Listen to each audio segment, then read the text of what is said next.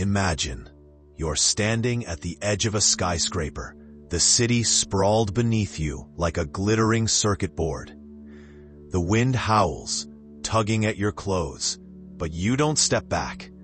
Instead, you lean forward, just a little, just enough to feel the dizzying rush of height, of control, of dominance over everything below. This isn't about suicide. This is about power. The kind that slithers into your veins, whispers in your ear, rewires your brain until you crave it like oxygen. The kind that doesn't just change you, it replaces you. And here's the terrifying part. You might not even notice. Because power isn't just about money, status, or political leverage. It's the invisible drug of the modern age, a psychological narcotic that masquerades as ambition, as success, as purpose. And like any addiction, it follows a ruthless cycle. Chase, consume, collapse, repeat. But here, think about it. Why do dictators, once revolutionary idealists, end up paranoid shells, surveilling their own shadows? Why do CEOs at the pinnacle of wealth spiral into self-destruction? Why do influencers with millions of followers describe feeling empty, as if their influence is a hollowed-out husk? Because power doesn't fulfill, it consumes. It feeds on the very humanity it promised to elevate. And the most dangerous lie it tells? That you're the exception, that you can handle it, that you won't become the thing you once despised. But history screams otherwise. From the Roman emperors who declared themselves gods to the Silicon Valley visionaries who now play with the fabric of reality, the pattern is undeniable. Power doesn't corrupt, it reveals. It strips away the illusions of morality, exposing the raw, unfiltered id beneath. And once you taste it, the hunger never stops. So here's the great question, the one that should claw at your ribs in the dead of night. What if the thing you're chasing, the promotion, the fame, the influence, isn't a ladder to freedom, but a cage you're building around yourself? What if every win is just another brick in the prison? And most chilling of all, how do you know you're not already addicted? The addiction begins in silence. No grand declaration, no sinister ritual, just a slow, imperceptible shift in how you see yourself. One day you're a person with desires. The next, you're a vessel for an insatiable force. But where does it come from? Why does power, in all its forms, grip the human psyche with such visceral ferocity? To understand, we must descend into the labyrinth of the mind, where philosophy, psychology, and the raw mechanics of desire collide. Friedrich Nietzsche saw it first. In the crumbling moral architecture of the 19th century, he declared, "Man would rather will nothingness than not will at all." Translation: the human mind would rather chase destruction than face the unbearable truth that it might be powerless. This is the core illusion. From childhood, we're conditioned to believe power is the antidote to fear. The bullied kid fantasizes about strength. The overlooked employee dreams of dominance. The silenced artist craves influence. But here's the trap. Power doesn't eliminate fear. It merely disguises it. The billionaire still trembles at stock market crashes. The celebrity still panics over fading relevance. The politician still fears the next scandal. Because power isn't a shield, it's a mirror. And the reflection it shows you is never enough. Carl Jung warned of the shadow, the repressed, monstrous self that grows in the dark corners of the psyche. And what feeds the shadow faster than unchecked power? When you climb high enough, a sinister alchemy occurs. Your title replaces your name. Your influence erases your essence. You're no longer a person. You're a position, a symbol, a god playing at mortality. History's tyrants didn't start as monsters. They started as people who let their hunger for control become them. Ask yourself, how much of your self-worth is tied to being above someone else? The moment power defines you, you've already lost. Jean-Paul Sartre wrote, "Hell is other people, but the deeper hell, believing you can rule them." Neuroscience reveals a brutal truth. The brain on power mimics the brain on cocaine. Dopamine floods the system with each victory, each submission from others, each proof of dominance. And like any drug, the high demands escalation. The Roman emperors didn't stop at conquering nations. They demanded worship. The tech moguls didn't stop at wealth. They hunger for data, for AI, for playing architect of the future. But control is an illusion. For every throne, there's a revolt. For every algorithm, a glitch. For every empire, dust. And yet, we keep chasing it. Why? Viktor Frankl, survivor of Auschwitz, uncovered the antidote to power's poison: meaning. But modern society has replaced meaning with metrics. Likes, profits, market shares, kill counts. We've been taught that to matter, we must dominate. That to be seen, we must crush. That to exist, we must win. But what if the hunger for power is just a scream into the void? A desperate attempt to convince ourselves we're not small, temporary, forgettable. Here's what they don't tell you. Power isn't the problem. The problem is what we think it will give us. The love we never received. The safety we never felt. The immortality we'll never have. And until we face that void, we'll keep feeding it with empires, only to watch them turn to ash in our hands. You don't notice the cage until the lock clicks. That's the cruelest trick of power addiction. It disguises its own chains as liberation.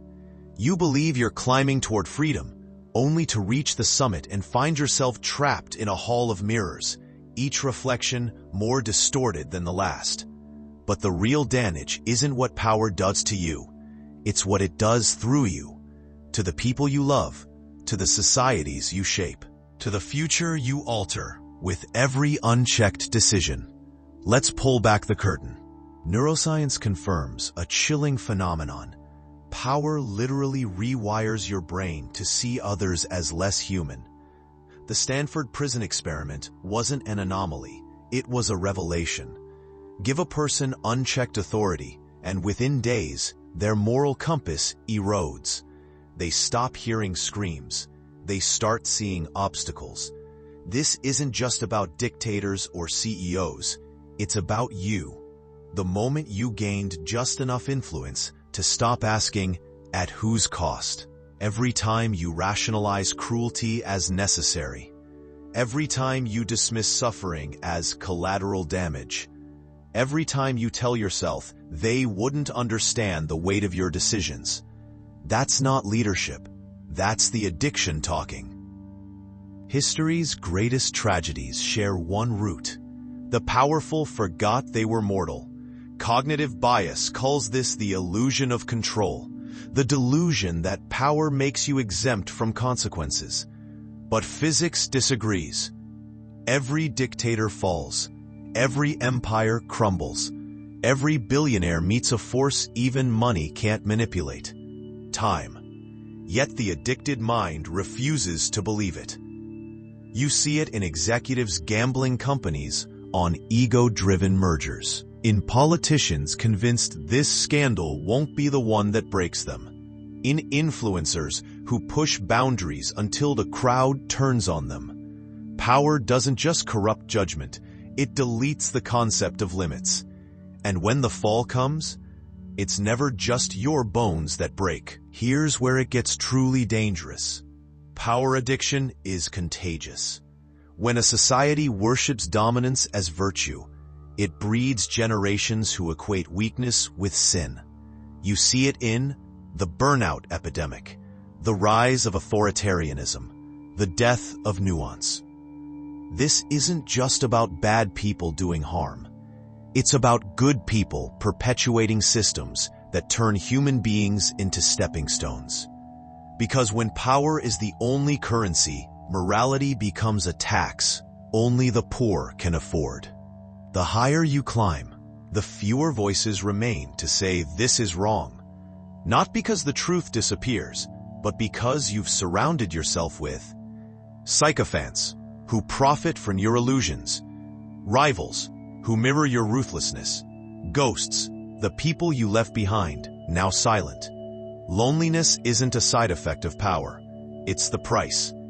And in that void, the addiction grows stronger. Here's the tragic twist. Power doesn't just distance you from others, it distances you from yourself. That ambitious kid who wanted to change the world, the artist who craved creative freedom, the partner who promised never to become their abusive parent, they're still in there, buried under layers of justifications, compromises, and the slowly calcifying belief that this is just how the game is played.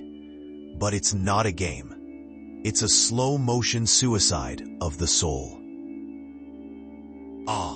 The question isn't, are you powerful? It's what is your power doing to the person you swore you'd never become? There is a way out, but it won't come from the self-help books preaching balance, or the gurus selling enlightened leadership. Those are just softer cages. True liberation requires something far more radical. The willingness to dismantle the very idea of power as you know it. This is not surrender. It's revolution. And it begins with a single, destabilizing realization. You have been chasing the wrong god. Before you can escape, you must first see the bars. Every society conditions its citizens to worship at the altar of dominance. From schoolyard hierarchies to corporate ladders, we're taught that up is the only direction that matters. But what if the ladder itself is the trap? Friedrich Nietzsche, often misunderstood as a philosopher of raw power, actually warned, whoever fights monsters should see to it that he does not become a monster. Your first act of rebellion? Question every instinct that tells you more control equals more freedom. That promotion that demands your soul? That relationship where you demand submission? That ideology that justifies your right to dominate? These aren't triumphs, they symptoms. Viktor Frankl survived the concentration camps by discovering a profound truth. Everything can be taken from a man but one thing, the last of human freedoms, to choose one's attitude in any given set of circumstances. Here lies the fatal flaw in power addiction. It makes you forget how to find meaning in anything but control. The rebellion begins when you find worth in moments that leave no legacy. A perfect cup of tea, a child's laughter, sunlight through leaves. Take pleasure in being wrong. The humility to learn is the antidote to the intoxication of always being right. Measure your life in connections rather than conquests. This isn't passivity. It's reclaiming your humanity from the machinery of dominance. Power addicts fear vulnerability like death, because in their world, it is death. But what if vulnerability is actually the ultimate act of rebellion? Consider the CEO who admits uncertainty, transforming fear into collective problem-solving. The politician who says, "I don't know," sparking real dialogue instead of manufactured certainty. The parent who apologizes, breaking cycles of generational control. These aren't weaknesses, they're nuclear strikes against the addiction's grip. Brené Brown's research confirms, vulnerability is the birthplace of innovation, creativity, and change. In other words, true power grows from the courage not to dominate. The system wants you to believe there are only two roles, oppressor or victim. This is a lie. History's true transformers operated on a different axis entirely. Gandhi wielded moral authority so devastating it collapsed an empire. Van Gogh found immortality in vulnerability, not victory. Mr. Rogers built an empire of kindness that outlasts billionaires. Their secret? They played a different game. Not how high can I climb, but how deep can I connect? How much can I empower? How lightly can I tread? This is the alchemy of true influence, power that multiplies rather than hoards. Breaking free isn't one grand gesture. It's the sum of 1,000 small defiances. When you choose collaboration over domination in a meeting, when you measure your day by moments of presence rather than productivity, when you resist the urge to manipulate a loved one's emotions, each act is a brick removed from the prison. The most radical question you can ask today isn't, how do I get more power? It's, what kind of power do I want to embody? The answer will determine whether you spend your life building walls or bridges. Here is the secret no empire, no fortune, no throne will ever teach you. Power was never about control. It was always about surrender. Not the surrender of defeat, but the surrender of understanding. The moment you realize that true strength lies not in dominating the world, but in belonging to it. This is the paradox that unravels everything. The most powerful people in history were those who stopped trying to be powerful. All addiction begins with illusion. The gambler believes the next hand will reverse his losses.